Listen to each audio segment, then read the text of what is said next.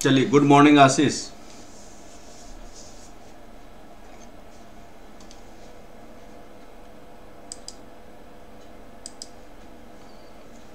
प्रीति good morning. चलिए आज start करते हैं स्टैंडर्ड कॉस्टिंग।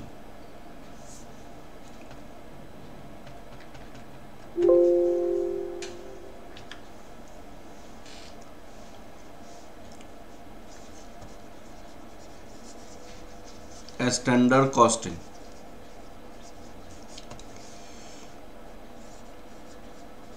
ग्रुप 2 की कॉस्ट एफएम का पार्ट है, कॉस्ट प्लस एफएम। यहाँ पे हम आपका 50% है, ये भी आपका 50% है, ये दोनों आपकी 50-50% है, कॉस्ट और एफएम। तो यहाँ पे आपका जो एफएम हमारी जो स्टार्ट हुआ है 8:30 PM Monday, Wednesday, Friday.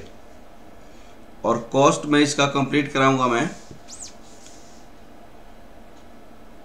7 AM Tuesday, Thursday और सैटरडे, ये मैं कंप्लीट कराऊंगा। ठीक है, तो उस सिलसिला में हम आप स्टार्ट करते हैं आज आपको कॉस्ट अकाउंटिंग। और इसकी नाम होता है, इसको न्यू सिलेबस में इसका नाम क्या दिया है, मैनेजमेंट अकाउंटिंग। मैनेजमेंट अकाउंटिंग जो इम्पोर्टेंट पार्ट है और न्यू टॉपिक दे दिया गया मैनेजमेंट अकाउंटिंग का। तो हम मैनेजमेंट अकाउंटिंग अभी शुरू कर रहे हैं, that is a standard costing. उसका पार्ट है एक स्टैंडर्ड कॉस्टिंग। स्टैंडर्ड कॉस्टिंग, अब सुनिएगा, ये एक एस्टिमेटेड कॉस्ट होता है। एस्टिमेटेड कॉस्ट, अगर आपको कोई प्रोडक्ट बनानी है, Anupam Pal good morning sir, good morning बेटा। अब सुनिएगा, यह एक एस्टिमेटेड कॉस्ट होता है। आपको कोई यदि प्रोडक्ट बनाना है, सपोज कीजिए आपको कोई प्रोडक्ट बनाना है, तो उस प्रोडक्ट बनाने के लिए हम एक कॉस्ट को एस्टिमेट करते हैं कि भाई इस कॉस्ट में हमें आपको 3 चीजें आपका लगेगा। आपका मटेरियल लगेगा, मटेरियल, लेबर, ओवरहेड। आपने एस्टिमेट किया कि भाई मटेरियल हमारे पास 5 kg प्रोडक्ट बनाने में लगेगा और उसकी प्राइसेज होगा ₹10 पर kg मान लिया जाए। लेबर हमारा आपको 5 आवर्स का लेबर लगेगा, उसको हमने पेमेंट करेंगे ₹20 पर आवर। ओवरहेड हमारे पास हो सकता है कि कुछ एक्सपेंडिचर आपको लगे, ₹10 आपका ओवरहेड रखे। तो ये आपने एस्टिमेट किया और एस्टिमेशन के बाद हम प्रोडक्ट को बनाना शुरू करते हैं। अब बताइए, प्रोडक्ट बनने के बाद हमारे पास एक्चुअल कॉस्ट की आइडेंटिफिकेशन होती है। Actual cost. अब एक्चुअल कॉस्ट हमारे पास क्या हो सकता है, हमारे पास तीनों का, मटेरियल का, लेबर का और ओवरहेड का, तीनों का, मटेरियल, लेबर और ओवरहेड का। भाई एक्चुअल कॉस्ट हो सकता है कि यहाँ पे 5 kg बोली गई है, तो उसको हम क्या कहेंगे, हो सकता है पॉसिबल है कि 5 kg बोली गई है, तो हो सकता है कि ये आपको 6 kg लग जाए, हो सकता है कि 4 kg लग जाए। यहाँ पे लेबर हमने बोला था 5 आवर्स, हो सकता है कि 6 आवर्स लग जाए, हो सकता है कि 4 आवर्स लग जाए। यहाँ पे ओवर 10 रुपीज बोला है, हो सकता है कि ये 12 रुपीज हो जाए। तो हम एक्चुअली क्या करते हैं, पास्ट एक्सपीरियंस के बेसिस पे, ऑपरेटिंग कंडीशन के बेसिस पे, ऑपरेटिंग कंडीशन, जिस कंडीशन में हम प्रोडक्ट को ऑपरेट करेंगे उस कंडीशन के बेसिस पे, पास्ट एक्सपीरियंस के बेसिस पे हम किसी भी प्रोडक्ट को प्रोड्यूस करने के लिए हम एक कॉस्ट एस्टिमेट करते हैं। अब वो कॉस्ट को क्या कहा जाता है, हम कहते हैं स्टैंडर्ड कॉस्ट कहा जाता है। That is said to be the standard cost. हमारी operating condition this is your important, किस कंडीशन में आप प्रोडक्ट को प्रोड्यूस कर रहे हैं उस कंडीशन को कंसीडर करते हुए, उस कंडीशन को कंसीडर करते हुए हम एक कॉस्ट को एस्टिमेट करते हैं। जो आपका कॉस्ट को एस्टिमेट करते हैं उस कॉस्ट को क्या कहा जाता है, स्टैंडर्ड कॉस्ट कहा जाता है। That is said to be standard cost. उस कॉस्ट को क्या कहते हैं हम, स्टैंडर्ड कॉस्ट कहते हैं। अब क्या करते हैं, स्टैंडर्ड कॉस्टिंग क्या होता है, स्टैंडर्ड कॉस्टिंग। तो स्टैंडर्ड कॉस्टिंग क्या होता है कि जो हमने स्टैंडर्ड कॉस्ट निकाला है उस स्टैंडर्ड कॉस्ट को हम क्या करते हैं, एक्चुअल कॉस्ट से कंपेयर करते हैं। एक्चुअल कॉस्ट से क्या करते हैं, कंपेयर करते हैं। और उस कंपेयर करने के बाद हम उसकी दोनों के डिफरेंसेस को आइडेंटिफाई करने की कोशिश करते हैं। और आइडेंटिफाई करने के बाद हम करेक्टिव एक्शन लेने के लिए जो एप्रोप्रिएट अथॉरिटी है उस अथॉरिटी के पास हम भेजते हैं कि भाई देखिए हमने जो एस्टिमेशन किया था ये हमारी एक्चुअल कॉस्ट हमारे पास ये हो गया, अब बताइए हम इसको कैसे कर सकते हैं। तो उसकी एक एप्रोप्रिएट डिसीजन लेने के लिए जो हमारे पास जो आपकी जो ऑथराइज्ड माने आपका पर्सन होता है उसके पास भेजते हैं, उसको क्या कहते हैं, स्टैंडर्ड कॉस्टिंग कहा जाता है। तो इसमें आपको वेरिएंस एनालिसिस कर स्टडी करनी होती है। वेरिएंस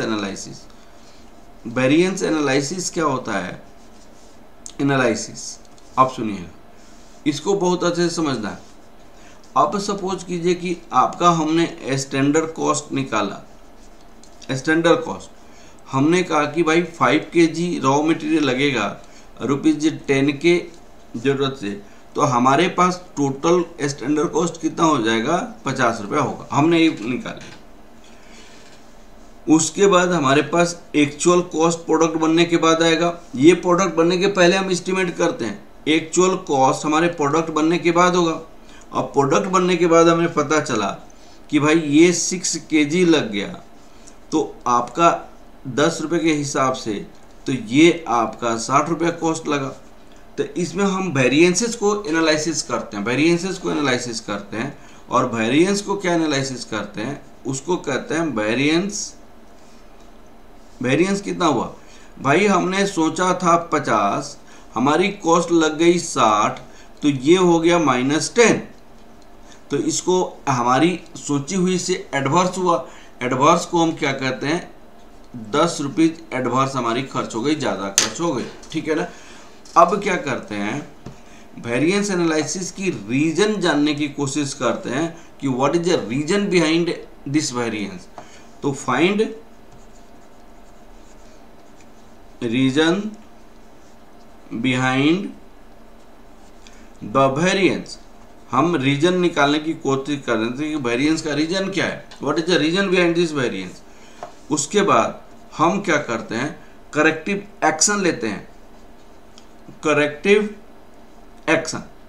करेक्टिव एक्शन कि भाई हमारी कोई जेन्युइन रीजन से हमारे पास कॉस्ट इंक्रीज कर गया है, इन्फ्लेशन के कारण कॉस्ट इंक्रीज कर गया है, कि आपका मिसमैनेजमेंट के कारण कॉस्ट इंक्रीज किया हुआ है, और आपको उस कौन सा पर्सन है रेस्पॉन्सिबल पर्सन, उस रेस्पॉन्सिबल पर्सन के कारण कॉस्ट इंक्रीज किया है।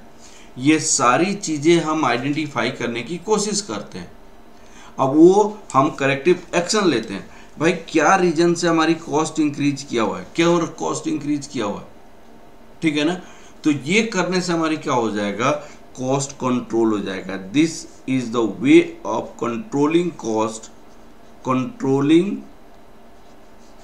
कॉस्ट। हम ये आपकी एक तरीका है कि कॉस्ट को कैसे हम कंट्रोल कर सकते हैं। स्टैंडर्ड कॉस्टिंग, स्टैंडर्ड कॉस्टिंग आपको जब मिला होगा बेटा लिंक, तो उसमें लिखा होगा स्टैंडर्ड कॉस्टिंग है। ये फर्स्ट क्लास है प्रिया मैनेजमेंट अकाउंटिंग की। आप सुनिएगा, एक कंट्रोलिंग कॉस्ट जो होता है, कंट्रोल कॉस्ट को करते हैं, दैट इज द वे, मैंने ये स्टैंडर्ड कॉस्टिंग के बेसिस पे हम क्या करते हैं, कॉस्ट को कंट्रोल करते हैं। This the whole chapter logic standard costing topic का है, और ये आपका मैनेजमेंट अकाउंटिंग का है। ओल्ड सिलेबस में कॉस्ट एफएम में कॉस्ट का पार्ट है, ठीक है। एफएम हमारी शाम को चल रही है, मंडे वेडनेसडे फ्राइडे, और ये आपको सुबह होगा, तो आपका सिलेबस कंप्लीट हो जाएगा 2 महीने के अंदर में, ठीक है। साथ साथ कॉस्ट और एफएम दोनों पर डे चल रहा है आप लोगों का। तो ये this is the way of cost को कंट्रोल करने का एक तरीका होता है, ठीक है ना बेटा। तो what is the standard cost, जिस ऑपरेटिंग कंडीशन में आप प्रोडक्ट को ऑपरेट कर रहे हैं, उस ऑपरेटिंग कॉस्ट में हम कॉस्ट को एस्टिमेट करते हैं प्रोडक्ट बनने के पहले कि भाई इसकी कॉस्ट क्या होगी।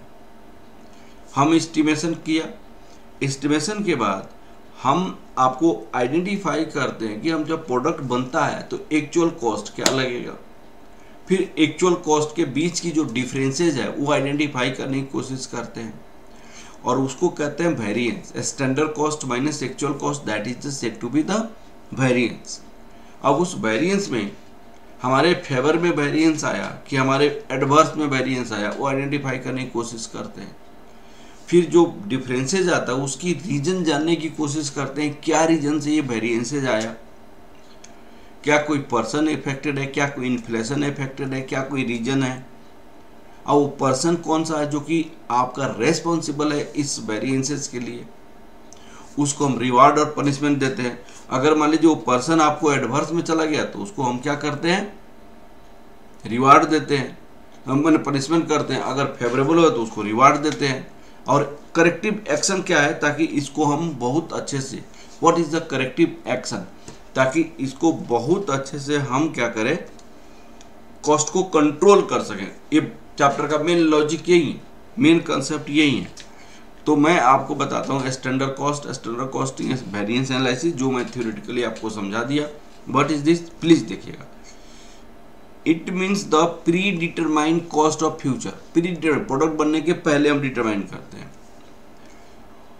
What should be the cost in future period under the given set of operating condition. जिस ऑपरेटिंग कंडीशन में प्रोडक्ट को बनाएंगे उसमें क्या कॉस्ट लगने वाला है। Standard cost is important because it is the ideal cost to be incurred and it is also the base for the comparison with the actual cost. Standard cost इसलिए निकालना है कि इसको एक्चुअल कॉस्ट से compare करते हैं। The comparison of a standard cost with actual cost is essential because it helps us to ascertain the difference between the expected cost and actual cost so that appropriate corrective action can be taken future to prevent such differences। ठीक है ना, हम corrective action लेते हैं ताकि वैसी type की mistake हम बार बार न कर सके। This is standard cost. Now the question is standard costing क्या होता है। तो स्टैंडर्ड कॉस्टिंग उसी टाइप का, प्लीज आप देखिएगा।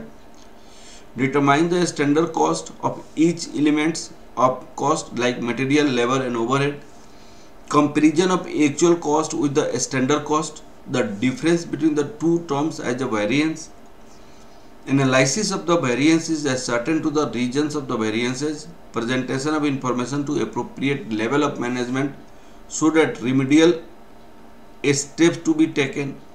उसके बाद हम क्या करते हैं, वेरिएंस एनालिसिस करते हैं। Variance analysis, what is the main variance है, the amount of variance, amount of variance standard cost minus actual cost. The causes of variance, क्या कॉज है वेरिएंस का, क्या रीजन है वेरिएंस का। The person responsible for the variance, कौन सी person responsible है। The corrective action to be taken, क्या आपका एक्शन होना चाहिए, वो सारी चीजें हम लेते हैं। ठीक है, अब इस चैप्टर में हमें जो मेन जो स्टडी करनी है उसको आप लोग देखिएगा। हम आपको पढ़ेंगे सबसे पहले आपका यहाँ पे प्रॉफिट,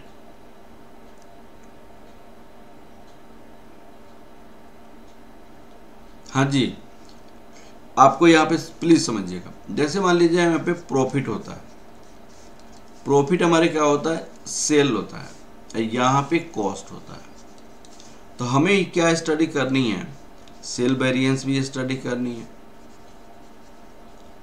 सेल्स वेरिएंस, और यहाँ पे कॉस्ट वेरिएंस भी स्टडी करनी है, कॉस्ट वेरिएंस भी आपकी स्टडी करनी है। अब आपका कॉस्ट में क्या क्या कॉस्ट लगता है, आपकी कॉस्ट हमका लगता है मटेरियल कॉस्ट, मटेरियल कॉस्ट, दूसरा आपका लगता है लेबर कॉस्ट, और तीसरा आपका लगता है मटेरियल लेबर ओवरहेड। तो इसमें आपको मटेरियल वेरिएंस भी स्टडी करनी होती है हमें, मटेरियल वेरिएंस, इसमें आपको लेबर वेरिएंस भी स्टडी करनी होती है हमें, ये आपका ओवरहेड वेरिएंस भी स्टडी करनी है, ओवरहेड वेरिएंस भी स्टडी करनी है। तो भाई आपका ओवरहेड में दो टाइप का वेरिएंस होता है, वेरिएबल ओवरहेड, आपका फिक्स ओवरहेड, ये सारे हम बाद में स्टडी करेंगे। अब आपके पास जो आता है हमारा, देखिएगा प्लीज, हमारे पास जो होता है मटेरियल वेरिएंस, इसको लॉजिकली समझिए। मटेरियल कॉस्ट, हम कॉस्ट के बारे में देखते हैं। मटेरियल कॉस्ट का हमारे पास क्या होता है कि क्वांटिटी हमारे पास यूज होता है, क्वांटिटी, और क्वांटिटी को हम प्राइस से हम मल्टीप्लाई करते हैं तो मटेरियल कॉस्ट आ जाता है। तो जैसे मान लीजिए यहाँ पे 10 kg रॉ मटेरियल हम यूज करेंगे ₹12 के हिसाब से, तो हमारी कॉस्ट क्या हो जाएगा, ₹120 होगा। तो यहाँ पे क्वांटिटी के कारण जो वेरिएंसेस अराइज होता है, जैसे मान लीजिए हमने एस्टिमेट किया, this is your standard cost, this is your standard cost, in actual हमारे पास ये 10 kg नहीं 11 kg मटेरियल यूज हो गया, और प्राइस में हमारे पास ₹12 था। तो हमारी कॉस्ट कितनी हो गई बताइएगा, आपका 11 kg लग गया, तो 11 × 12 आपको ₹132 हो गया, 132 हो गया। तो यहाँ पे क्वांटिटी के कारण कॉस्ट में वेरिएंसेस आ रहा है, यहाँ पे वेरिएंसेस क्या आ रहा है, quantity. Here cost of material, cost of material variance rupees आपका 120 से 132 हो गया, दैट इक्वल टू ₹12। ये क्यों हुआ, this is due to the quantity, this is due to quantity, ये क्वांटिटी के कारण हुआ। तो हम क्या कहते हैं, इसको क्या कहते हैं, material quantity variance, quantity variance. लेकिन इनका नाम क्या होता है, मटेरियल को यूज करने में हमारे पास गलती हुई है, तो इसको हम कहते हैं मटेरियल यूसेज वेरिएंस कहा जाता है, मटेरियल यूसेज वेरिएंस। तो हमारी क्वांटिटी के कारण हमारी कॉस्ट इंक्रीज कर गया, क्वांटिटी के कारण कितना, हमारा ₹12 की हमारे पास ये चेंजेज हो गया। तो ये आपका ₹12 जो चेंजेज हुआ, होना चाहिए था 100। कैसे इसको मटेरियल यूसेज वेरिएंस का क्या फॉर्मूला बन सकता है, वो फॉर्मूला मैं बाद में डिस्कस करूंगा, ठीक है। हमारे पास 120 हमने सोचा, हमने 132 लगा दिया, तो हमारी कॉस्ट ₹12 का वेरिएंस आया, जो वेरिएंस आपका एडवर्स हुआ।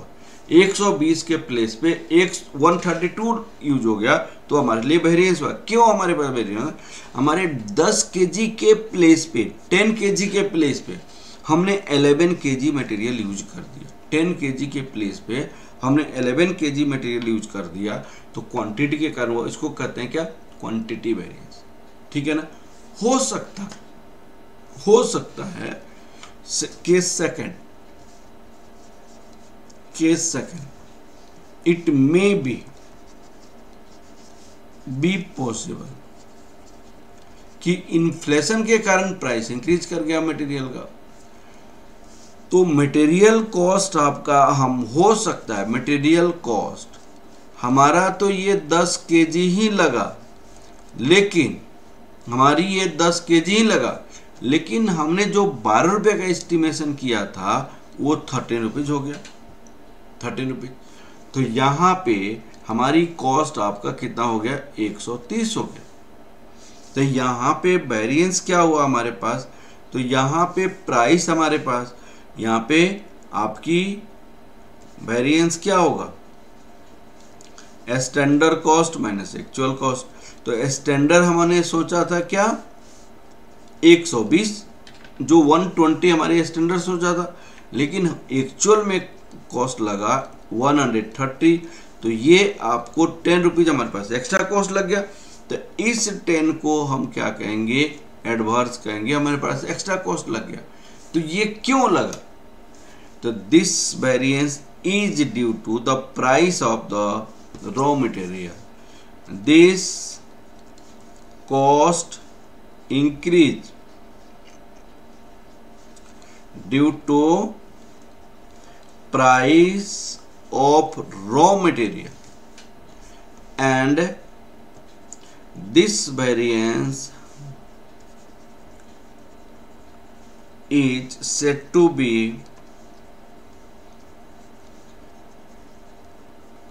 material price variance। material price variance, इस वेरिएंस को हम क्या नाम देते हैं, मटेरियल प्राइस वेरिएंस कहा जाता है। This variance is said to be material price variance. तो मटेरियल प्राइस वेरिएंस की फॉर्मूला को मैं आपको समझाऊंगा। तो मटेरियल की कॉस्ट दो कारण से हमारे पास डेविएट करता है, वेरिएंस करता है।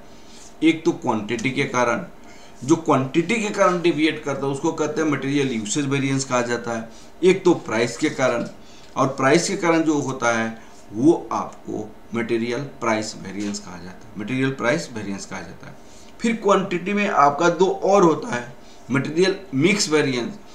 अगर कोई प्रोडक्ट बनाने में दो या दो से ज़्यादा मटेरियल लग रहा है तो उसकी मिक्सचर में कारण का वेरिएंस हो सकता है, आउटपुट के कारण वेरिएंसेस हो सकता है। इसको मटेरियल मिक्स वेरिएंस और मटेरियल यील्ड वेरिएंस कहा जाता है। तो मटेरियल कॉस्ट वेरिएंस में आपको क्या क्या स्टडी करनी है उसको आप देखिए। मटेरियल कॉस्ट वेरिएंस का दो रीजन हो सकता है, material quantity variance, material usage variance, और मटेरियल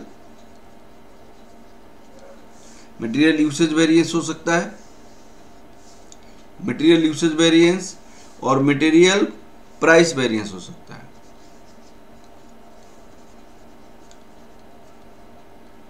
प्राइस वेरिएंस भी हो सकता है, material usage variance, material price variance.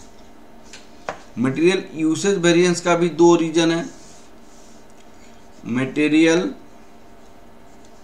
Mix variance और यहां पे मटेरियल यील्ड वेरिएंस। अब मैं एक एक करके आपको सारी की समझाता हूं। अब सुनिएगा, हमारे पास फैक्ट्री है, फैक्ट्री में एक मटेरियल का यूज होता है,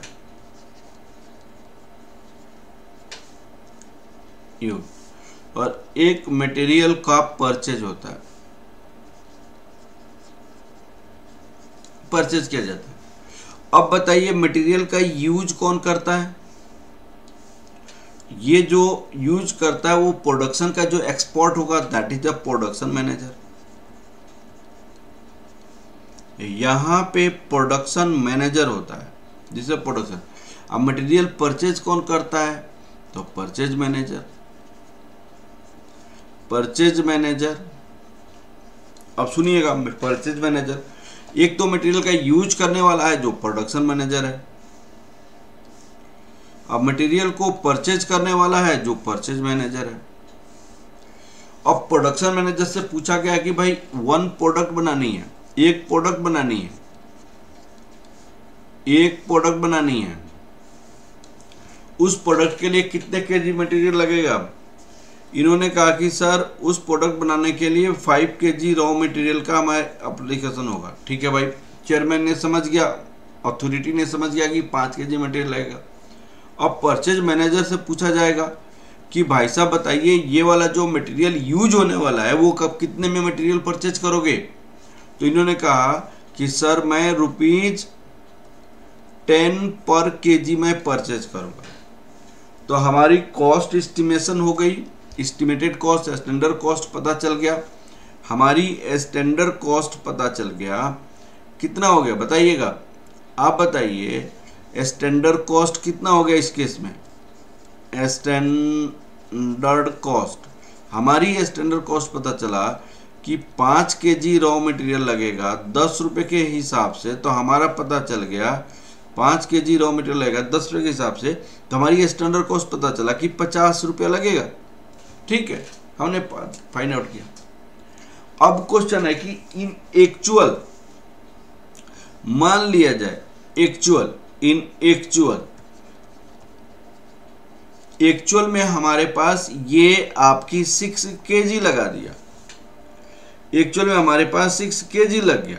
अब सुनिएगा बेटा, प्लीज आप लोग समझने की कोशिश कीजिएगा। इन एक्चुअल में हमें 6 केजी लग गया। अब चेयरमैन इनसे पूछेगा, अरे पागल है क्या प्रोडक्शन मैनेजर, तुमने बोला था 5 केजी लगेगा, तुमने 6 केजी लगा दिया। तो हमारी कॉस्ट, एक्चुअल कॉस्ट आपका कितना हो जाएगा बताइएगा। एक्चुअल कॉस्ट हमारी कितनी हो जाएगी, तुमने 6 केजी लगा दिया, उसने तो 10 रुपये के हिसाब से परचेज किया, तो तुमने 6 केजी लगा दिया तो ₹60 कॉस्ट लग गई ना। ये 60 रुपये की कॉस्टिंग कौन देगा, ये हमारे पास हमने सोचा था कि 50 रुपये लगेगा, हमने सोचा था कि कॉस्ट 50 रुपये लगेगा, 50 के बदले में तुमने 60 लगा दिया, तो हमारे पास एक्सेस कॉस्ट कितना हो गया, एक्सेस कॉस्ट। अरे यार तुमने 50 बोला, 50 लगना था, 60 लग गया, तो 10 रुपये हमारे पास एडवर्स हो गया। ये एक्सेस कॉस्ट किसकी गलती के कारण हुआ है, किसकी गलती के कारण हुआ है बताइए। Who is responsible for this person? Who is responsible for this mistake? Who is responsible for this excess cost? तो कहा जाएगा कि भाई साहब प्रोडक्शन मैनेजर आप रेस्पॉन्सिबल है इसके लिए। इनको कहा जाएगा कि भाई आप रेस्पॉन्सिबल है इसके लिए। तो प्रोडक्शन मैनेजर की सैलरी से पैसा 10 रुपये काटी जाएगी, तो प्रोडक्शन मैनेजर ऐसा गलत एस्टिमेशन अगले बार से नहीं देगा, अगले बार से प्रोडक्शन मैनेजर एस्टिमेशन गलत नहीं देगा। जो क्वांटिटी के कारण जो वेरिएंसेस राइज हुआ, प्रोडक्शन मैनेजर अगले बार से एक मिस्टेक नहीं करेगा। Are you getting my point. तो प्रोडक्शन मैनेजर इस टाइप से मिस्टेक नहीं करेगा, तो इसको कहते हैं मटेरियल यूसेज वेरिएंस कहा जाता है। This is material usage variance. तो in this case the material के कारण जो वेरिएंसेज राइज होता है उसको कहते हैं मटेरियल यूसेज वेरिएंस कहा जाता है। That is said to be production usage variance. अब प्रोडक्शन मैनेजर इसके कारण रेस्पॉन्सिबल है, ठीक है ना। तो प्रोडक्शन मैनेजर रेस्पॉन्सिबल है। अब यहां पे हो सकता है, इट मे बी पॉसिबल कि मटेरियल इन एक्चुअल ये आपको 12 रुपया में पर केजी परचेज किया, तो एक्चुअल कॉस्ट इस केस में कितना हो जाएगा प्लीज बताएंगे आप। इस केस में हमारे पास एक्चुअल कॉस्ट कितना होगा बताइएगा। एक्चुअल कॉस्ट हमारे पास 5 केजी रॉ मटेरियल लगा, लेकिन 12 रुपये के हिसाब से लगा, तो ये ₹60 हो जाएगा, एक्चुअल कॉस्ट 60 हो जाएगा। तो एक्सेस कॉस्ट कितना होगा इसमें, एक्सेस कॉस्ट आपका कितना होगा रुपीज। हमारे पास लगना चाहिए था 50 के बदले में हमारे पास कॉस्ट लग गया 60, ये ₹10 हमारे एडवर्स हो गया। तो ये ₹10 एडवर्स का who is responsible in this 10? भाई परचेज मैनेजर चेयरमैन पूछेगा कि तुमने तो बोला था कि हम 12 रुपये खरीद कर लाएंगे, तुमने तो बोला था कि हम 12 रुपये में खरीद कर लाएंगे, लेकिन तुमने खरीदा कितना में? तुमने 12 बोल के तुमने बोला था 10 रुपये में हम खरीद कर लाएंगे, और तुम 10 बोल के तुमने 12 में खरीद के लाया। तुमने 10 बोल के तुम 10 रुपये में खरीदने के बोला था, और 10 बोल के तुमने 12 रुपये में खरीद के लाया। तो ये तो तुम्हारी मिस्टेक है, ये तुम्हारी मिस्टेक है। 10 बोल के तुमने 12 में खरीदा, तो ये तुम्हारी मिस्टेक है। और तुम्हारी मिस्टेक के कारण जो कॉस्ट राइज हुआ है उसका बियर तुम करेगा। परचेज मैनेजर को दंड किया जाएगा, परचेज मैनेजर को पनिशमेंट किया जाएगा इन दिस केस। तो परचेज मैनेजर अगले बार से जब परचेज करेगा तो 10 जगह जाके पूछेगा कि भाई क्या प्राइस है, निगोशिएशन करके परचेज करेगा। इफेक्टिव और इफिशिएंटली वो परचेज करने की कोशिश करेगा। आज जब उसी तरह प्रोडक्शन मैनेजर को हम पनिशमेंट करेंगे कि तुम्हारी मिस्टेक से हमारे पास 5 kg के प्लेस पे 6 kg प्रोडक्ट बनाने में कॉस्ट लग गई है, और उसकी रेस्पॉन्सिबिलिटी प्रोडक्शन मैनेजर के पास जाएगा, और प्रोडक्शन मैनेजर की सैलरी से जब पैसा काटी जाएगी तो प्रोडक्शन मैनेजर अगले बार से क्या करेगा? वेल रिकॉग्नाइज्ड अच्छे ढंग से प्रोडक्ट को प्रोड्यूस करेगा, ताकि 5 के प्लेस पे 5 ही kg लगे। इनएफिशिएंट ढंग से नहीं करेगा, ठीक है ना। तो क्वांटिटी के कारण जो वेरिएंसेज राइज होता है, who is responsible for this? Production manager is responsible. Purchase के कारण जो प्राइस के कारण जो वेरिएंसेज राइज होता है, who is responsible? Purchase manager responsible है। हाँ जी, आप लोग बताइए समझ आया कि नहीं आया बेटा? ये 2 पॉइंट समझ आया कि नहीं? क्वांटिटी के कारण जो वेरिएंसेज राइज होता है वो कौन रेस्पॉन्सिबल होता है? Production manager. हाँ जी अनुपम, प्रिया, बता बेटा समझ आया कि नहीं? क्वांटिटी के कारण जो वेरिएंस राइज होता है वो प्रोडक्शन मैनेजर होता है, और जो परचेज मैनेजर के कारण जो होता है वो आपको कौन होता है? परचेज मैनेजर के कारण जो होता है वो आपको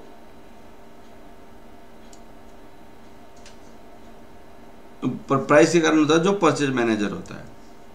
अब चलिए, अब आता है मटेरियल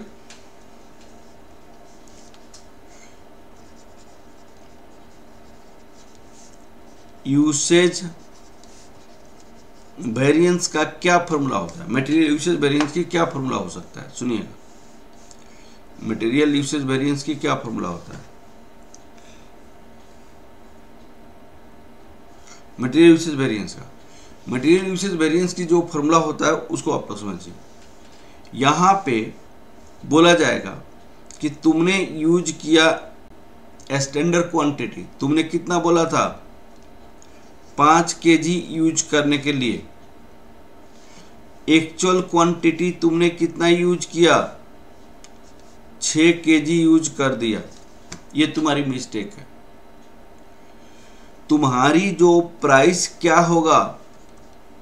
तो यहाँ पे प्राइस जो मल्टीप्लाई करते हैं स्टैंडर्ड प्राइस से मल्टीप्लाई करते हैं। स्टैंडर्ड प्राइस से क्यों? क्योंकि प्राइस की जो डेविएशन होगा परचेज मैनेजर रेस्पॉन्सिबल होगा। तो ये प्रोडक्शन मैनेजर क्या कहता है कि भाई क्वांटिटी में जो डिफरेंसेज होगा वो मैं बियर करूंगा, ठीक है, क्वांटिटी में जो डिफरेंसेज होगा वो तो मैं बियर करूंगा, लेकिन प्राइस की रेस्पॉन्सिबिलिटी मेरी नहीं है। प्राइस की रेस्पॉन्सिबिलिटी परचेज मैनेजर की है। तो इसीलिए स्टैंडर्ड प्राइस यहाँ पे कितना था? यहाँ पे 10 रुपीज का था। Variance means differences, variance means फर्क। आपको स्टार्टिंग से मैं बता रहा हूँ, वेरिएंस का मतलब होता है कि जो हमने सोचा उससे अलग जो होगा उसको डिफरेंस कहा जाता है, वेरिएंस कहा जाता है। तो आपको standard cost minus actual cost, standard price. अब इसको आप लोग समझने की कोशिश करो। आपने बोला था 5 kg हम मटेरियल लगाएंगे, 5 kg के प्लेस पे आपने 6 kg लगा दिया, तो आपने वेरिएंस अलग किया ना। तो अब सोचिए यहाँ पे स्टैंडर्ड प्राइस होता है, तो इसकी कॉस्ट में आपका क्या हो जाएगा? -1 kg इंटू ₹10 तो ये आपको ₹10 एडवर्स आपका हो जाएगा। ये कौन बियर करेगा? प्रोडक्शन मैनेजर बियर करेगा। ठीक है, अब एक और एग्जांपल देखिएगा। आपका एक है आपका material usage, material price variance. Material price variance, उन्होंने यहाँ पे प्राइस के डिफरेंस, यहाँ पे क्वांटिटी डिफरेंस होता है, क्वांटिटी डिफरेंस के कारण होता है। यहाँ पे मटेरियल प्राइस वेरिएंस, प्राइस में आपको प्राइस डिफरेंस, प्राइस में डिफरेंस होता है, प्राइस के कारण, डिफरेंसेस के कारण जो वेरिएंसेस राइज होता है। अब देखिएगा, हमने सोचा था कि भाई साहब हम 10 रुपये में खरीद के लाएंगे, लेकिन आपने कितना में खरीद के लाया? 12 रुपये में खरीद के लाया। तो 12 रुपये में खरीद के लाया, जो डिफरेंसेस है वो आपको तो देना पड़ा। अब 12 रुपये में खरीद के लाए तो एक्चुअल क्वांटिटी होगा कि आपका एक्चुअल क्वांटिटी होगा कि स्टैंडर्ड क्वांटिटी होगा। इससे मल्टीप्लाई करोगे कि इससे मल्टीप्लाई करोगे? किससे मल्टीप्लाई करोगे? किससे? आप बताओ। स्टैंडर्ड क्वांटिटी से मल्टीप्लाई करोगे कि एक्चुअल क्वांटिटी से मल्टीप्लाई करोगे? किससे मल्टीप्लाई करोगे भाई? यहाँ पे एक्चुअल क्वांटिटी आप अगर 6 kg यूज किया या 5 kg यहाँ पे यूज किया, तो यहाँ पे हमने एक्चुअल क्वांटिटी से मल्टीप्लाई करते हैं। सपोज कीजिए 6 kg आपने यूज किया, तो 6 kg से मल्टीप्लाई करेंगे एक्चुअल क्वांटिटी। मैंने यहाँ पे तो स्टैंडर्ड प्राइस था, एक्चुअल से, सर एक्चुअल से क्यों मल्टीप्लाई करते हैं? उसका रीजन क्या है? एक्चुअल से इसीलिए मल्टीप्लाई करते हैं क्योंकि परचेज मैनेजर की रेस्पॉन्सिबिलिटी है कि जितनी भी तुमको परचेज करनी है सारी को इफेक्टिवली, इफिशिएंटली परचेज करनी है। इसका मतलब ये नहीं कि प्रोडक्शन मैनेजर ने पहले तुमको बोला था 5 kg परचेज करने के लिए और तुमको 6 kg परचेज करना पड़ जाएगा, तो 5 kg इफेक्टिवली और इफिशिएंटली परचेज करोगे। 1 kg तुम इग्नोर करके परचेज करोगे, ज्यादा भाव में परचेज करोगे? ऐसी नहीं है। परचेज मैनेजर की रेस्पॉन्सिबिलिटी क्या होती है कि भाई जितना भी क्वांटिटी तुमको परचेज करना पड़े सारी की सारी परचेज तुम इफेक्टिवली और इफिशिएंटली करोगे। तो standard price minus actual price, यहाँ पे एक्चुअल क्वांटिटी का फॉर्मूला होता है, एक्चुअल क्वांटिटी। हाँ जी, ये लॉजिक फॉर्मूला का समझ आया कि नहीं? स्टैंडर्ड प्राइस बताइए। प्रीति, अनुपम, प्रिया, हाँ जी, ये एक्चुअल क्वांटिटी आप लोग को समझ आया कि नहीं आया? यहाँ पे स्टैंडर्ड प्राइस है, यहाँ पे एक्चुअल प्राइस है। एक्चुअल क्वांटिटी होनी चाहिए एक्चुअल, क्योंकि मैंने आपको it is responsibility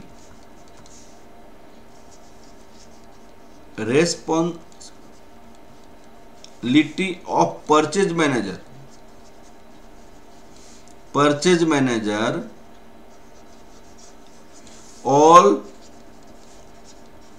needed raw material should be purchased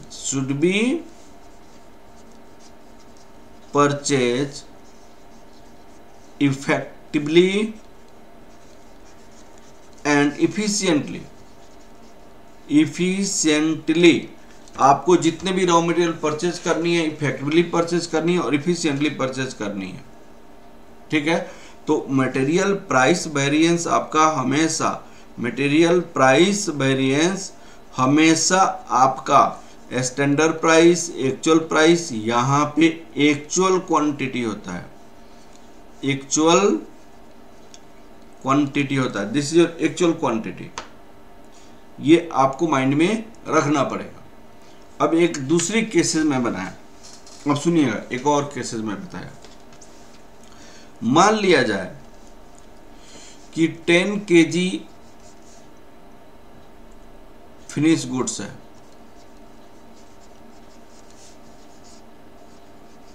finish goods, मैंने प्रोडक्ट बनानी है, प्रोडक्ट, एक दूसरी केसेस को मैं डिस्कस कर रहा हूं। Product required to produce, 10 KG product बनाना है। अब आपको पूछा गया प्रोडक्शन मैनेजर से, पूछी गई प्रोडक्शन मैनेजर से, प्रोडक्शन मैनेजर से पूछा गया कि भाई तुम कितनी क्वांटिटी चाहिए। तो प्रोडक्शन मैनेजर का 10 केजी प्रोडक्ट बनाने के लिए मुझे 50 केजी रॉ मटेरियल की नीड है, raw material required. Production manager से कहा 50 केजी रॉ मटेरियल चाहिए।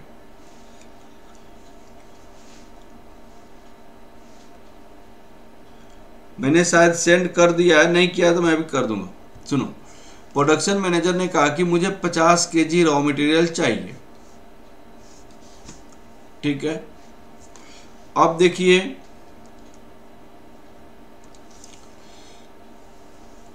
अब प्रोडक्शन एक 50 केजी रॉ इन एक्चुअल 100 केजी आउटपुट हो गया, 100 केजी प्रोडक्ट बन गया। आउटपुट मैंने 100 KG product is produce, 100 KG product is produced, 100 KG product is produced. अब उन्होंने raw material used actually raw material जो यूज हुआ वो आपको 550 केजी यूज हो गया, 550 केजी। अब प्रोडक्शन मैनेजर को चेयरमैन बुलाया और प्रोडक्शन मैनेजर को कहा कि भाई तुमने तो बोला था 50 केजी लगेगा, तुमने 550 केजी यूज कर दी, इसकी दंड तुमको करना पड़ेगा, तुम उसकी सहभागी हो। भाई तुमने 50 के प्लेस पे तुमने 550 यूज कर दिया। अब यहाँ पे स्टैंडर्ड प्राइस हमारे पास, मान लो कि ये स्टैंडर्ड प्राइस आपकी मान लीजिए ₹10 है, तो ये 10 रुपये के हिसाब से तुम्हें पनिशमेंट मिलेगा। अब प्रिया बताओ, आशीष बताओ, यहाँ पे अनुपम, ये अनफेयर होगा कि नहीं होगा? ये अनफेयर होगा कि नहीं होगा बताइए। 50 केजी 10 केजी प्रोडक्ट बनाने के लिए प्रोडक्शन मैनेजर ने बोला था कि 50 केजी मटेरियल लगेगा, लेकिन एक्चुअल में 100 केजी प्रोडक्शन हुआ और 100 केजी में 550 केजी रॉ मटेरियल यूज हो गया। अब चेयरमैन बुलाया कि तुमने बोला था 50 केजी यूज करने के लिए, तुमने 550 यूज कर दिया, तो इसकी जो डिफरेंसेज है उसकी सजा तुम भोगोगे, तुम पैसा दोगे तो अपनी सैलरी से कटाओ। ये अनफेयर होगा कि नहीं होगा? अनफेयर होगा। अनफेयर इसीलिए होगा, प्रोडक्शन मैनेजर कहेगा चेयरमैन से, अरे सर कैसे बात करते हैं, आपने मुझे एस्टिमेशन बोला था 10 केजी के देने के लिए, आपने मुझे एस्टिमेशन बोला था 10 केजी के लिए, तो 10 केजी के लिए 50 है, तो 10 केजी के लिए आउटपुट के लिए 50 केजी मैंने बोला था, आपने मुझसे 100 केजी आउटपुट बनवा लिया, तो 100 केजी के लिए आपको मैंने थोड़ी बोला था 50, तो ये 10 इंटू 100 केजी, तो ये 500 मेरे हिसाब से होनी चाहिए। मैं जैसे एस्टिमेशन दिया था 500 का, तो मैंने ये फर्क नहीं होगा, हमारी कंपेयर होना चाहिए 500 माइनस 550 इंटू 10। अब हमारा जो वेरिएंस आएगा ये आपका एक्चुअल होगा। भाई 10 केजी के लिए मैंने बोला था, तो इसको कहते हैं, इसको क्या कहते हैं, स्टैंडर्ड। ये बात हमेशा दिमाग में रहे, standard quantity for actual output. भाई क्वांटिटी तो होनी चाहिए, लेकिन एक्चुअल आउटपुट के बेसिस पे क्वांटिटी तो होनी चाहिए, लेकिन हमारी एक्चुअल आउटपुट के बेसिस पे कितना क्वांटिटी लगना चाहिए वो आपको माइंड में होनी चाहिए, वो आपको आउटपुट होनी चाहिए। तो आपका मटेरियल यूसेज वेरिएंस का जो फॉर्मूला आया है, मटेरियल यूसेज वेरिएंस का जो फॉर्मूला आता है उसको कहते हैं आपका standard quantity for actual output, actual output के लिए कितना, माइनस एक्चुअल क्वांटिटी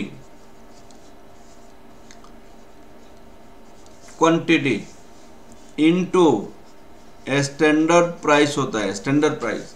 इसको हम standard quantity for actual output minus actual quantity, और यहाँ पे स्टैंडर्ड प्राइस। ये आपको फॉर्मूला में माइंड में रखना पड़ेगा।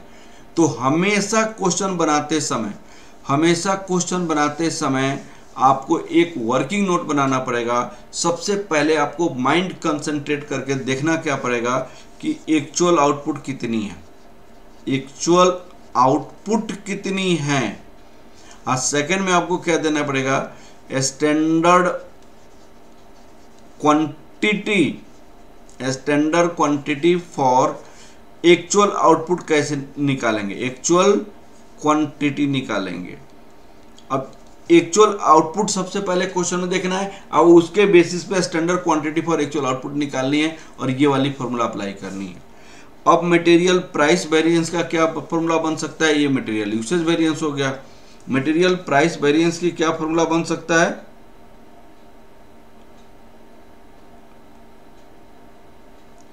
अब आपको क्या प्राइस बन सकता है, प्लीज आप लोग देखिए।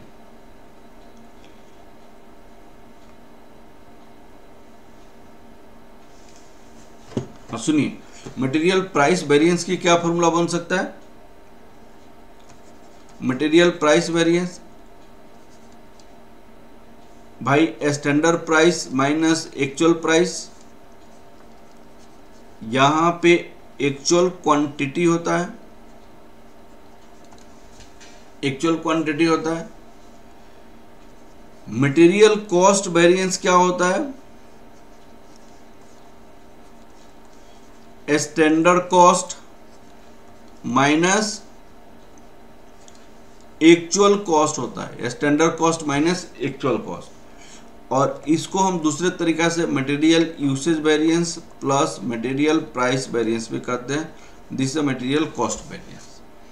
ये आपकी कंसेप्ट है और मटेरियल कॉस्ट वेरिएंस का हम एक क्वेश्चन करते हैं, उसके बेसिस पे आपको पूरी कंसेप्ट आपको समझ आ जाएगा। ठीक है, हाँ जी, क्लियर हुआ concept.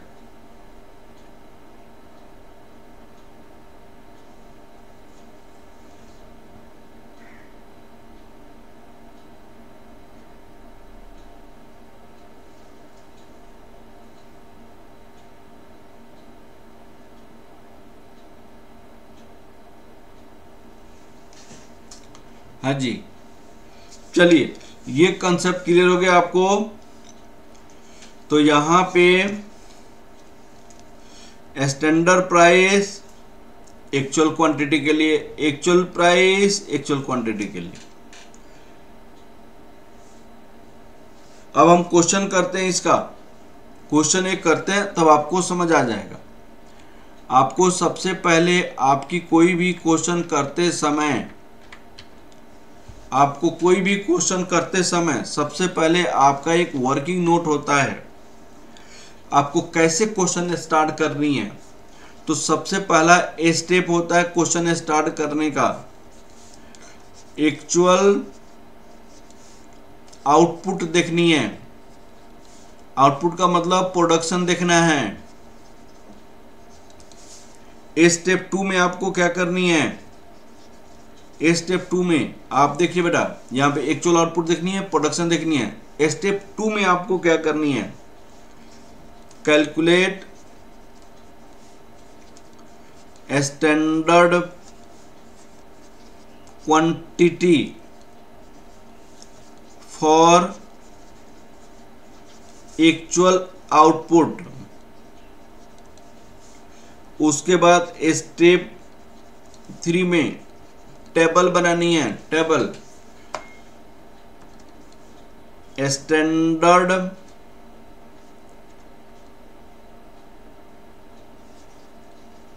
Data and actual data को रिप्रेजेंट करनी है। अब सुनिएगा, material cost variance equal to material price variance plus material usage variance. ठीक है, अब आपको टेबल कैसे होनी चाहिए, वो टेबल आपको हमेशा माइंड में रखना पड़ेगा। यहाँ पे आपको टेबल कैसे बनना चाहिए, standard quantity for actual output,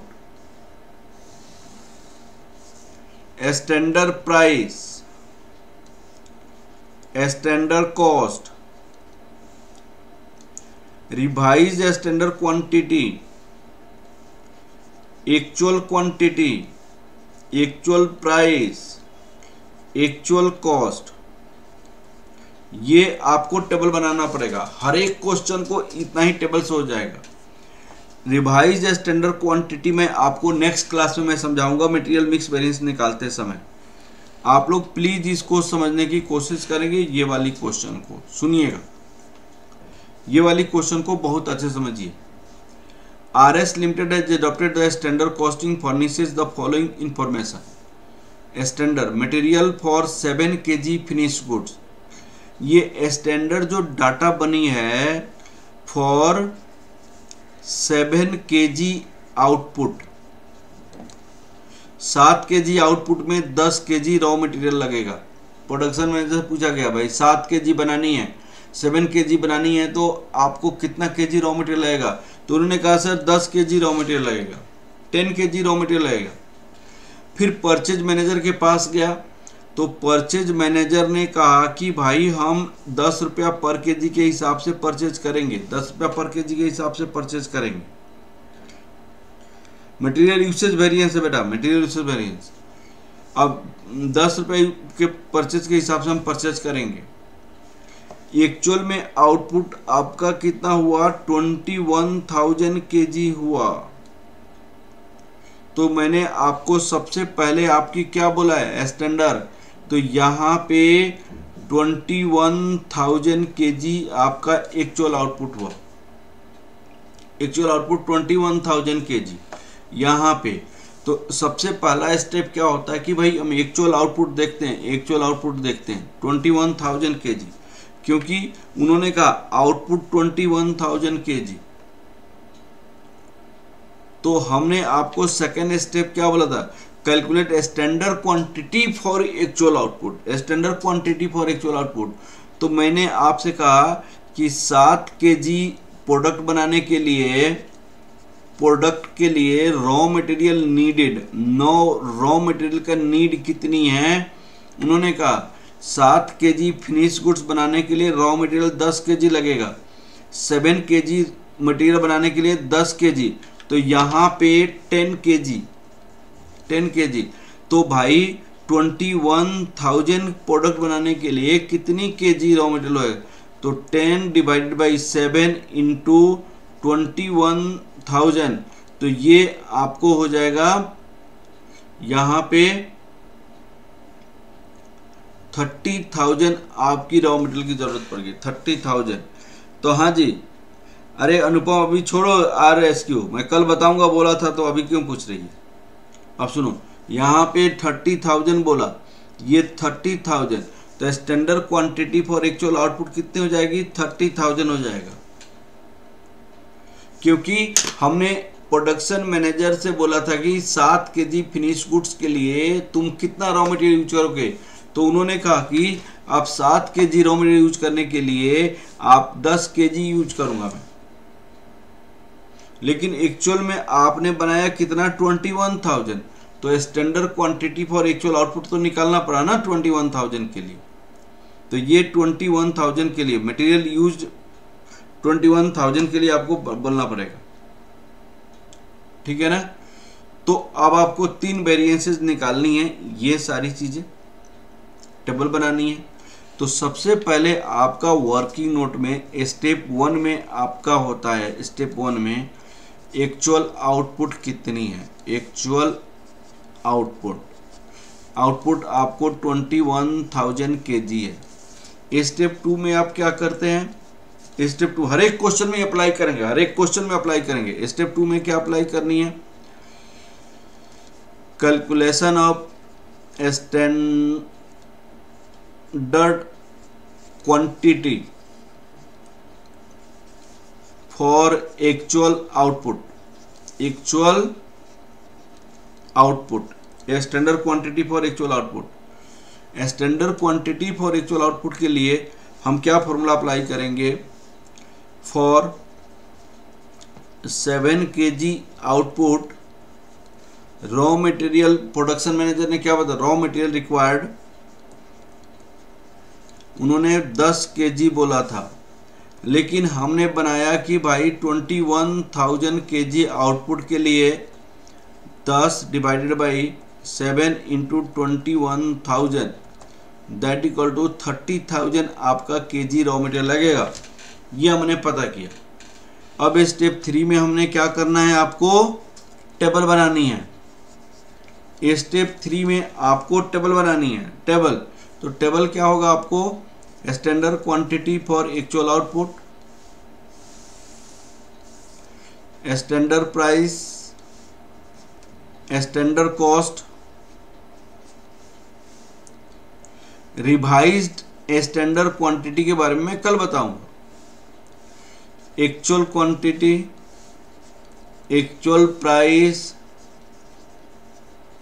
actual cost, तो ये 30,000 होगा, लेकिन यहाँ पे उसकी प्राइस कितनी है? 10 रुपये के रेट से, तो 10 है, तो ये आपका ₹3 लाख हो गया स्टैंडर्ड कॉस्ट। एक्चुअल में हमने क्या यूज किया बताइएगा? 28,000 और 2,52,100, तो यहाँ पे 28,000, 2,52,000, तो यहाँ पे 2,52,000 को आप डिवाइड करोगे 28,000 से, तो एक्चुअल प्राइस आ जाएगा 2,52,000 डिवाइड 28,000,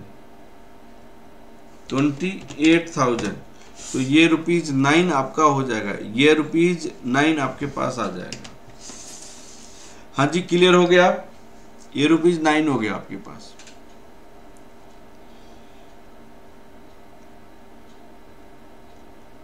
ठीक है। अब आप देखो, आप यहाँ पे, अब आपको यहाँ पे मटेरियल आपकी सारी वेरिएंसेस निकालनी है, सारी वेरिएंसेस निकालनी है। अब मैं आपको बता रहा हूं मटेरियल कॉस्ट वेरिएंस क्या होता है।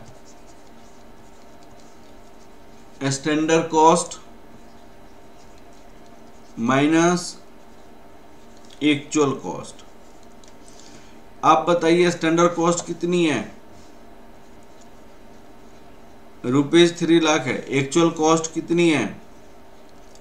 2,52,000 है। दोनों का बीच का डिफरेंस कितना हो जाएगा? 48,000 हो जाएगा। अब आपको मटेरियल प्राइस वेरिएंस का क्या फॉर्मूला होता है? Standard price minus actual price into actual quantity.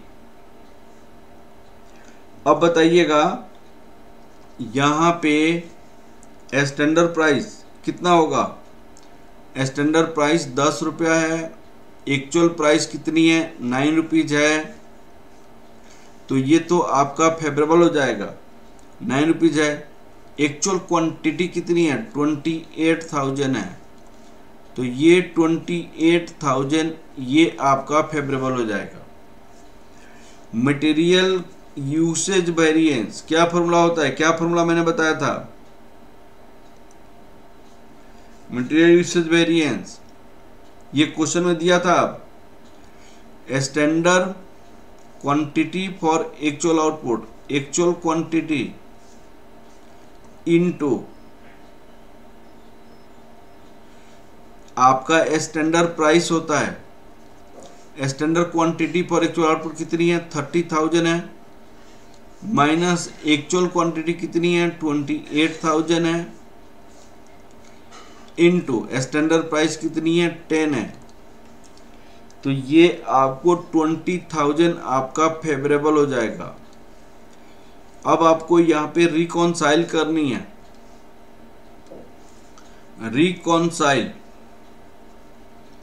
Reconcile में क्या होता है, प्लीज आप लोग समझने की कोशिश करना बेटा। रिकॉन्साइल में क्या होता है? मटेरियल कॉस्ट वेरिएंस आपको दो कारण से होता है।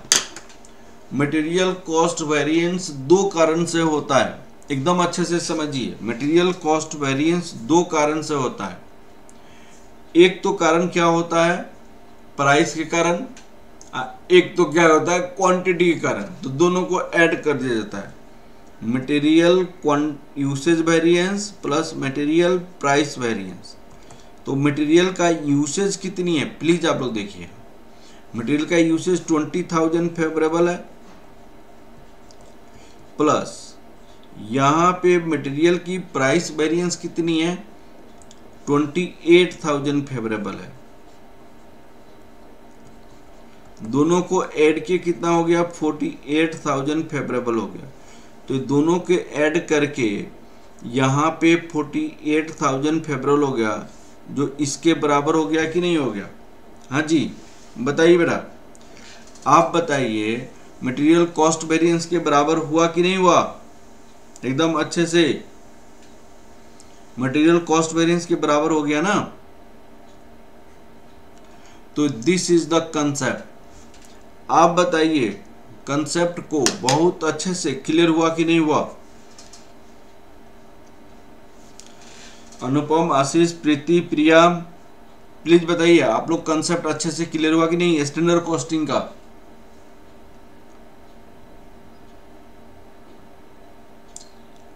हाँ जी विवेक क्लियर हो गया।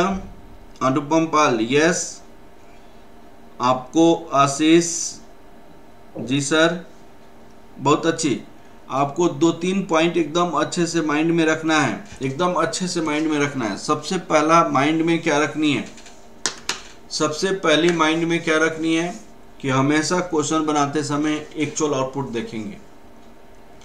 एक्चुअल आउटपुट हमेशा देखें। एक्चुअल में हमने प्रोडक्ट को कितना बनाया, एक्चुअल आउटपुट को देखेंगे ही हमेशा सबसे पहले। दूसरी स्टेप में क्या करनी है, एक्चुअल जितनी हमने बनाया उतने के लिए स्टैंडर्ड क्वांटिटी कितना लगेगा। एक्चुअल जो प्रोडक्ट बना उस प्रोडक्ट बनाने के लिए स्टैंडर्ड क्वांटिटी कितना लगेगा वो हमें आइडेंटिफाई करना पड़ेगा। एक्चुअल में जो प्रोडक्ट बना उस प्रोडक्ट बनाने के लिए हमें क्वांटिटी कितना लगेगा, तो उसको कहते हैं standard quantity for actual output. Standard quantity for actual output, standard quantity for actual output. उसके बाद हम क्या देखते हैं, हम एक टेबल बनाते हैं और उस टेबल में हमने जो फॉर्मूला आपको समझाया है वो फॉर्मूला एक एक करके अप्लाई करना है। अब ये रिवाइज्ड जो है, रिवाइज स्टैंडर्ड क्वांटिटी में नेक्स्ट क्लास में मैं समझाऊंगा, जब मटेरियल मिक्स वेरिएंस बताऊंगा और मटेरियल यील्ड वेरिएंस बताऊंगा तब आपको ये चीजें सारी समझाऊंगा, ठीक है ना। तो आपको एकदम अच्छे से, सबसे पहले आपको एक और क्वेश्चन का एग्जांपल मैं देता हूं, आप लोग देखिएगा कि अगर मान लिया जाए 10 kg आउटपुट के लिए उन्होंने 50 kg रॉ मटेरियल यूज बोला है। एक्चुअल में आउटपुट कितना हुआ था, at the rate of 10 actual output हमारी हुई थी, एक्चुअल आउटपुट हमारे पास 100 kg हुआ था। एक्चुअल क्वांटिटी यूज हुआ था, एक्चुअल क्वांटिटी यूज हुआ था 550 kg, 550 kg। और प्राइस था, एक्चुअल प्राइस क्या था, ₹12 पर kg। अब आपको निकालनी है मटेरियल कॉस्ट वेरिएंस, सारी चीजें निकालनी है। तो इसके लिए आपको सबसे पहले क्या देखना पड़ेगा बताइए आप। सबसे स्टेप 1 में हम क्या चेक करते हैं, एक्चुअल आउटपुट देखते हैं। एक्चुअल आउटपुट हमारे पास 100 kg है। स्टेप 2 में हम क्या देखेंगे प्लीज बताइए।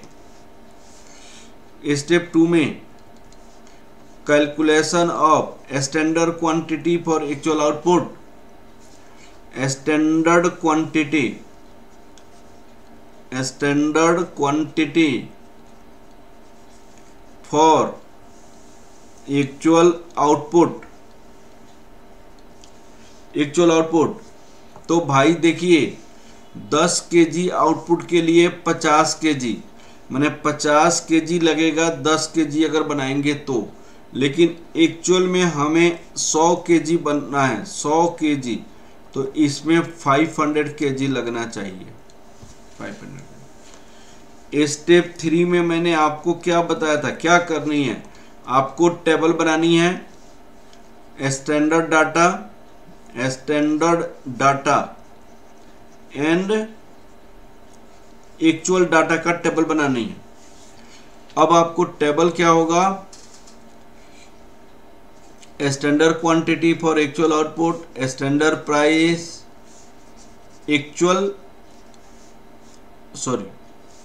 यहां पे स्टैंडर्ड प्राइस, स्टैंडर्ड कॉस्ट, यहां पे क्या लिखेंगे, standard cost, revise standard quantity, actual quantity, actual price, actual cost. अब आप इस टेबल को फुलफिल कीजिए। इन्होंने 500 बोला था 10 रुपए के हिसाब से। देखिए क्वेश्चन में ये है ना, 500 क्वांटिटी और 10 रुपए का रेट लगेगा, एट द रेट ऑफ ₹10 पर केजी। तो यहाँ पे 5000 हो गया। एक्चुअल में 550 रुपये यूज कर दिया और 12 रुपये का रेट यूज किया। एक्चुअल में 550 यूज कर दिया, 12 रुपये का रेट यूज किया, तो आपका कितना हो जाएगा प्लीज बताइए। 550 इंटू 12, 6600। ये आपका टेबल बनकर तैयार हो गया। अब आपको यहाँ पे वेरिएंसेस निकालनी है, प्लीज बताइए कैसे वेरिएंस निकलेगा।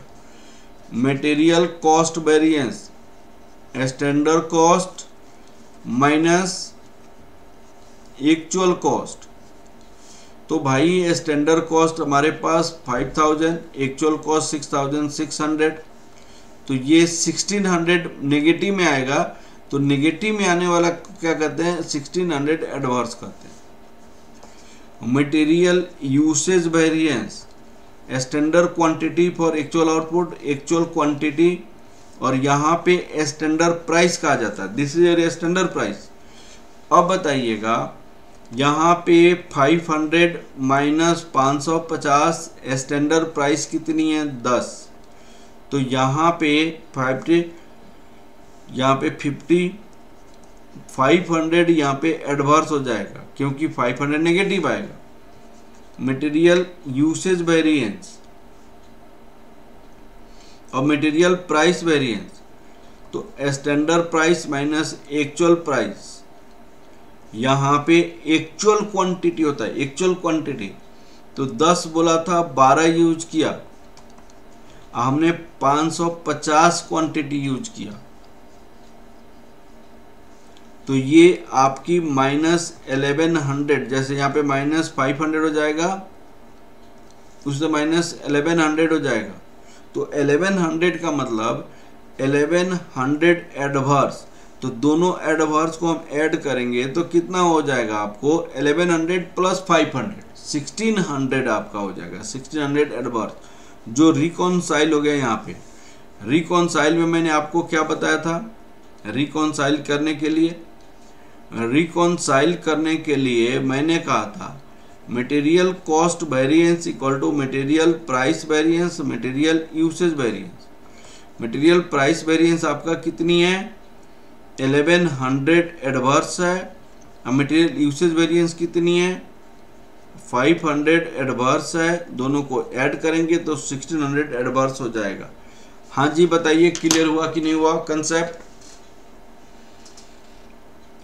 प्रिया, अनुपम, आशीष, प्रीति, बताओ क्लियर हुआ कि नहीं कंसेप्ट बताइए क्लियर हुआ कि नहीं।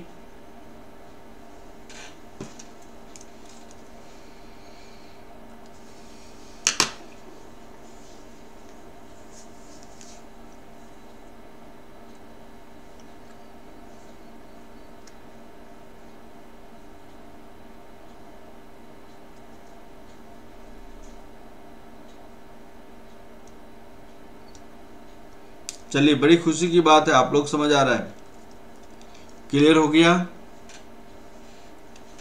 चलिए, अच्छी बात है, बहुत खुशी की बात है।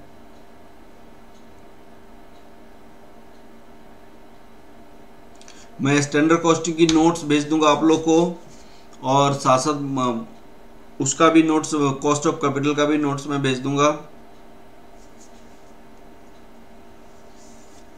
प्रिया, आप बताओ, क्लियर हो गया ये कंसेप्ट? इसको रिवाइज करना, नेक्स्ट क्लास में मैं बड़े बड़े क्वेश्चन कराऊंगा।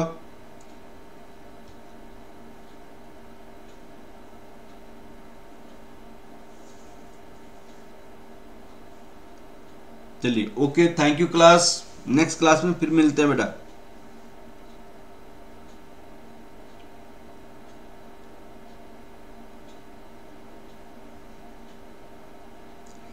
Okay, thank you very much.